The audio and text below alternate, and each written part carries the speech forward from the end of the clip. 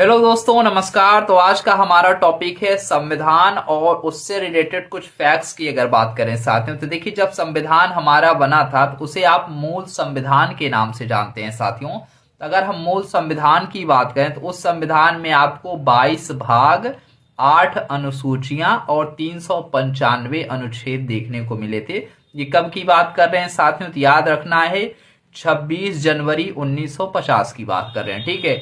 लेकिन अगर आज के डेट की बात किया जाए साथियों, जो आज की डेट अगर हम बात करें तो आज की जो डेट है वो है 30 दिसंबर 2025 की अगर बात करें तो आज के टाइम में आप देखेंगे तो हमारे संविधान में जो पहले 22 भाग थे साथियों, अब वो 25 भाग हो चुके हैं।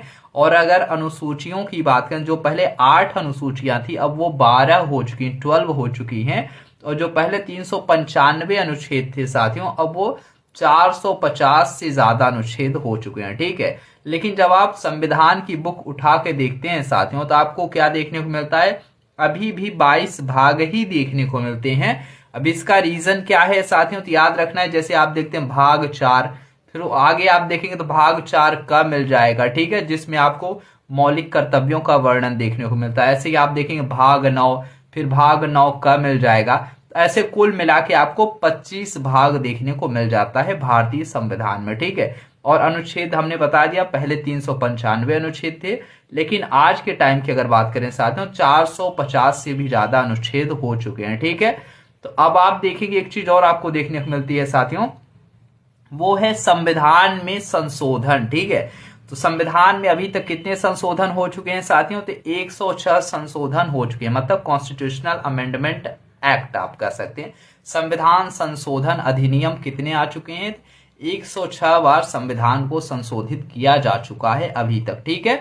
तो ये किसके तहत किया जाता है, तो आप देखेंगे संविधान का जो भाग 20 है, तो भाग 20 में आपको आर्टिकल 368 मिलता है, जिसमें संविधान संशोधन की प्रक्रिया बताएगी कि संविधान का संशोधन कौन कर सकता है और किस प्रक्रिया के माध्यम से कर सकता है। ये सारी चीजें आपको कहां पे देखने को मिलती है, संविधान के 368वें है ना, 368 आर्टिकल नंबर जो है उसमें देखने को मिलता है, ठीक है।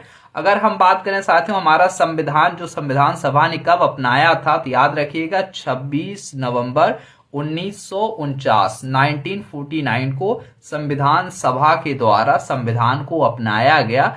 लेकिन लागू कब हुआ, याद रखना है 26 जनवरी 1950 को लागू हुआ, ठीक है।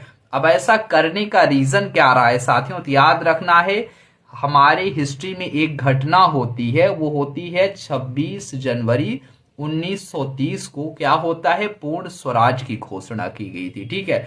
अब उसी पूर्ण स्वराज के सम्मान में हमारा जो संविधान लागू होता है साथियों, कब होता है, 26 जनवरी 1950 को, ठीक है। अब आपको क्लियर हो गया होगा कि संविधान 26 जनवरी 1950 को ही क्यों लागू किया गया, ठीक है। तो उम्मीद करते हैं ये टॉपिक आपको समझ में आ गया होगा। तो मिलते हैं अपने नेक्स्ट वीडियो में साथियों। अगर वीडियो अच्छी लगी तो आप क्या करेंगे, फॉलो करेंगे और वीडियो को ज्यादा से ज्यादा और अपने अन्य दोस्तों के पास शेयर करेंगे।